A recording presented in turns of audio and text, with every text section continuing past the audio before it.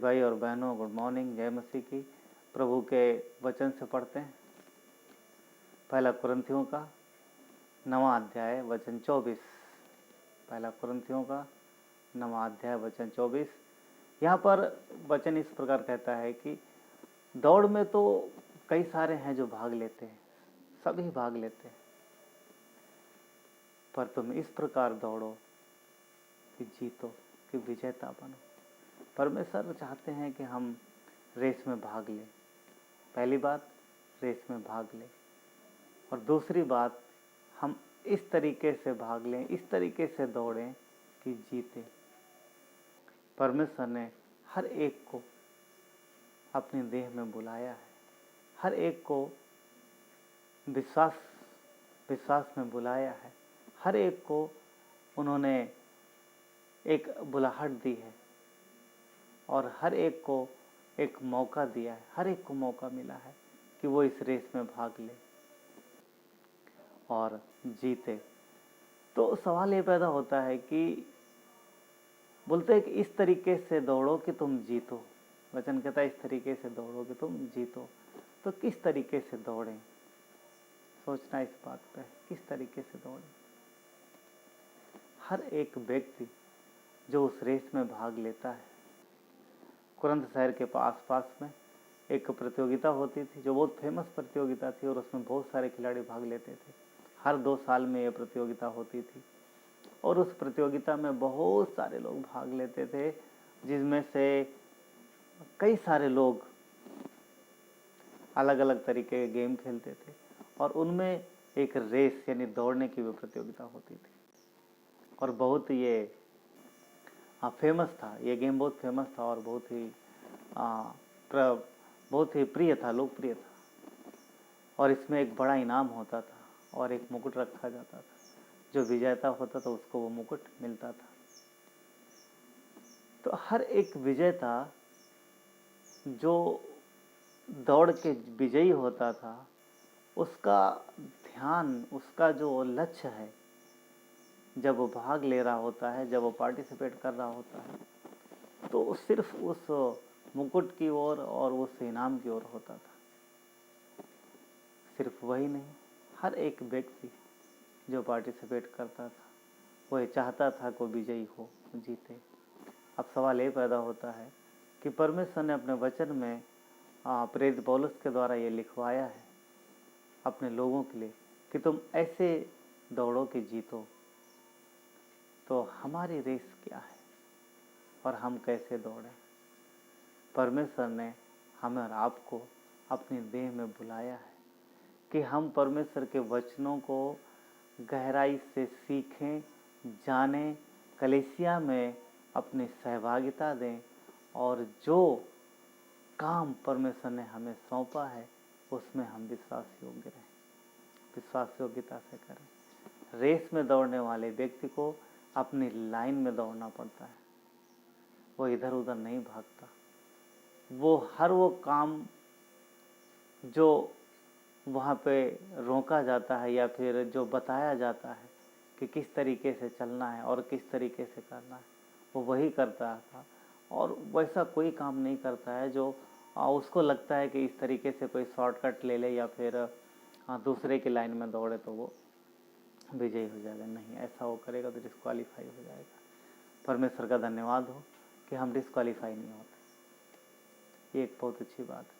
वो हमें कभी भी डिस्क्वालीफाई नहीं करता, चाहे हम जितनी बार गिरें। परमेश्वर का वचन कहता है कि धर्मी जन यदि गिरेगा तो उठेगा, उठेगा। तो परमेश्वर हमें डिस्क्वालीफाई नहीं करता। पर क्या हम मनमानी तरीके से दौड़े? नहीं। अब हमें गिरने का डर नहीं है, परंतु हमें भी रूल्स के अनुसार यानी अपनी लाइन में दौड़ना है। लाइन में दौड़ने का मतलब है परमेश्वर की इच्छा अनुसार दौड़ना है। जैसा वो चाहता वैसा करना है, ना कि जैसा हम चाहते हैं वैसा करना है। यहाँ पर एक ध्यान देने वाली बात, कितने सारे विश्वासी हैं जो परमेश्वर का ये जीवन यानी जो विश्वासी जीवन है, जो मसीही जीवन है, जो विश्वास का जीवन है, वो अपनी इच्छा अनुसार जीते हैं अपनी अभिलाषाएं पूरी करते हैं और वचन को अपने तरीके से तोड़ मरोड़ लेते हैं और अपने तरीके से वो अपना जीवन जीते हैं।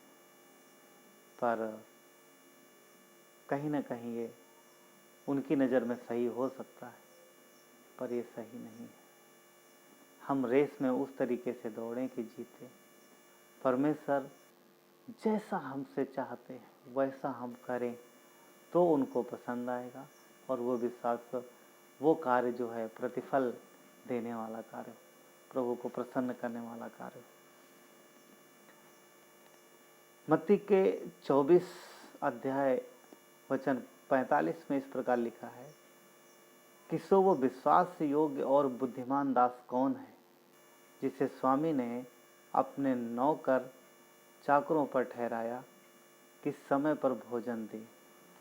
यहाँ पर एक दास है, उसके मालिक ने उसे कुछ काम दिया है और वो ये चाहता है कि वो कार्य वो व्यक्ति समय पर करेगा, और जो समय पर करेगा और उस तरीके से करेगा जिस तरीके से उसका स्वामी चाहता है, वो विश्वास योग्य दास कहलाएगा। उसकी इच्छा है कि वो काम करे। दूसरी बात, उसकी इच्छा ये है कि जैसा स्वामी चाहता वैसा वो दास काम करे। तो यहाँ पर हमें और आपको समझने है कि जैसा परमेश्वर चाहते हैं हम वैसा करें। मत्ती का 24 का 46 देखते हैं। आगे कहता है कि धन्य है वो दास जिसे उसका स्वामी ऐसा ही करता पाए। कितनी अच्छी बात है ना। परमेश्वर चाहते हैं कि हम विश्वास योग्य बने रहें। आज मसीही लाइफ में हम देखते हैं कि कितने सारे ऐसे लोग हैं जिनको उनकी इच्छानुसार चीज़ें नहीं मिलती हैं, या फिर उनके इच्छानुसार कार्य नहीं होते हैं, या फिर जो वो करना चाहते हैं जैसा उनका मन करता है वो नहीं कर पाते हैं। तो वो अपने तरीके से अपनी इच्छानुसार वैसा रूल्स बना लेते हैं या फिर अपने तरीके से चलने लगते हैं, वचन को अपने तरीके से घुमा लेते हैं, उस तरीके से नहीं करते जैसा परमेश्वर का वचन कहता है या परमेश्वर के दास के द्वारा उन्हें सिखाया जाता है। नहीं, परमेश्वर का वचन कहता है कि धन्य है वो दास जिसे उसका स्वामी वैसा ही करता पाए जैसा उसे कहा गया है, जैसा उसे सिखाया गया है। वो कितनी अच्छी बात है। हाँ, कितनी अच्छी। परमेश्वर हमसे और आपसे यही चाहते हैं कि हम ये रेस दौड़ें तो उस तरीके से दौड़ें जैसा वो चाहते हैं, ना कि हम अपनी मनमानी के अनुसार दौड़ें। दूसरा तीमुथियुस 4:7 में पौलुस क्या कहते हैं? पौलुस लिखते हैं कि मैं अच्छी कुश्ती लड़ चुका हूँ। हाँ, मैं अच्छी कुश्ती लड़ चुका हूँ, मैंने अपनी दौड़ पूरी कर ली है और मैंने अपने विश्वास की रखवाली की है। 3 बातें।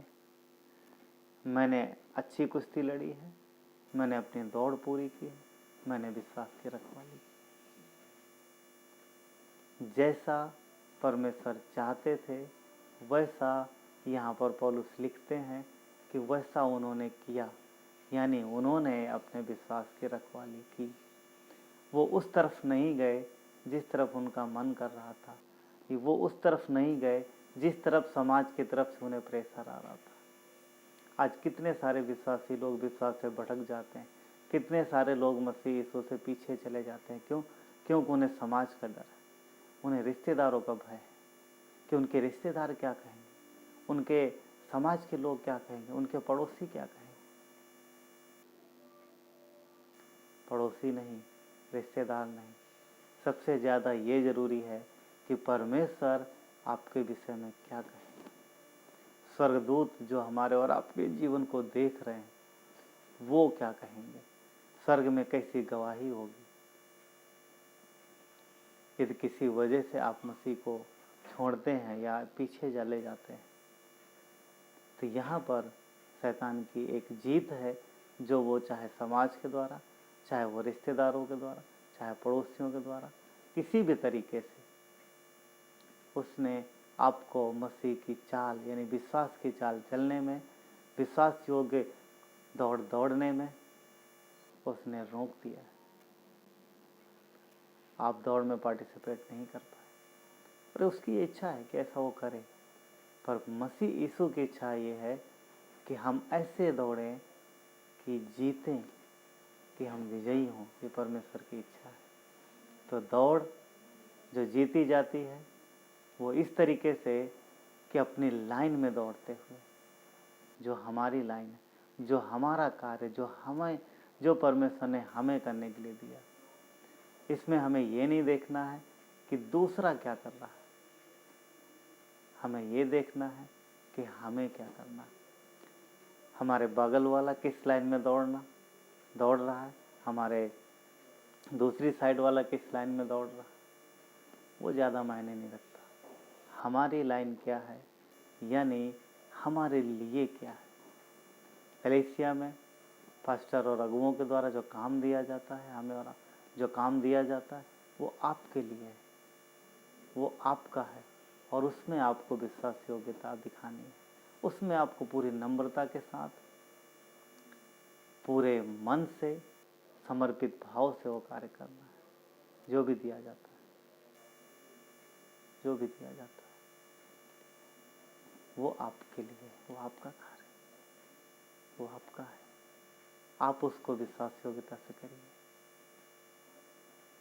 परमेश्वर यही चाहते हैं। और दूसरी बात, हम विजयी पक्ष में, हम जीते हुए, हम हारे नहीं हैं, पर हमें विश्वास योग्य बने रहना है। हमें दौड़ना है ताकि हम जीतें और वो मुकुट पाएं जो कभी नहीं मुरझाए। कुरंथ के बगल में जो होने वाली, कुरंथ के आसपास जो होने वाली प्रतियोगिता में जो लोग दौड़ते थे उन्हें मुरझाने वाला मुकुट मिलता था। थोड़े समय बाद मुरझा जाता था, पर उस समय उनको वो मुकुट चाहिए था। क्योंकि उन्हें बहुत सारे तारीफ मिलती, बहुत सारी तालियां मिलती थी, इनाम मिलता था, तारीफ होती थी। हमारे और आपके विश्वास योग्य बने रहने से आपको परमेश्वर मुकुट देगा जो कभी नहीं मुरझाएगा। और हमारे और आपके लिए ऐसी तालियां बजेंगी स्वर्ग में जो हृदय को ऐसा आनंदित करें कि उसका भाव शायद अभी बोल पाना मुश्किल है और हम बता भी नहीं सकते। इसलिए विश्वास योग्य बने रहिए, ऐसा दौड़िए कि विजयी हो। ऐसा भाग लीजिए कि जो परमेश्वर की इच्छा अनुसार हो और आप जीते। आइए प्रार्थना करते हैं। पिता, धन्यवाद देते परमेश्वर आज के इस संदेश को। प्रभु यीशु, आपने हमें बुलाया है कि हम प्रभु इस तरीके से दौड़ें कि जीतें, और प्रभु हम आपके द्वारा इनाम पाएं।